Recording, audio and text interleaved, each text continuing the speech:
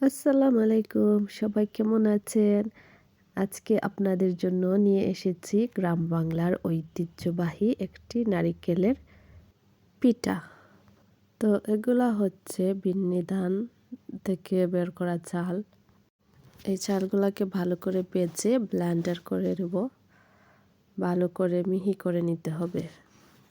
তাহলে পিঠার ডোটা অনেক ভালো হবে।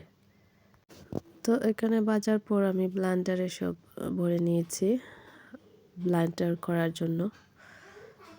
এই তখন ঢাকনা লাগিয়ে দেব। ব্লেন্ডার করে নিচ্ছি।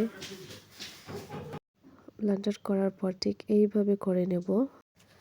এই তো এখন রেডি। এখন ডোটা করে নিচ্ছি। ভালো করে গরম পানি দিয়ে এই ডোটা করতে হবে। ভালো করে মেশাতে হবে, তাহলে পিঠাগুলো অনেক সুন্দর হবে। আর এইদিকে নারকেলগুলাকেও গুড় দিয়ে ভাজা হচ্ছে। তখন পিঠা তৈরি করা হবে। এইভাবে গোল গোল করে এই কি বলে এটাকে থালা বানিয়ে নিতে হবে নারকেল ঢোকানোর জন্য। এই তো এইভাবে ঢোকানো হচ্ছে। আর আমার আম্মা পিঠাগুলো বানাচ্ছিলেন। আম্মার হাতের অনেক পিঠা আমরা খেয়েছি, অনেক মজা। আম্মা আমাদের 12 মাস নানান ধরনের পিঠা বানিয়ে খাওয়াতেন।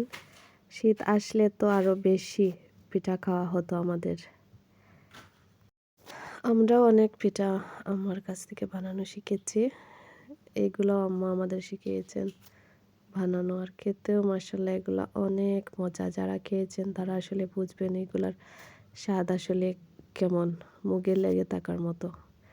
এই তো রেডি।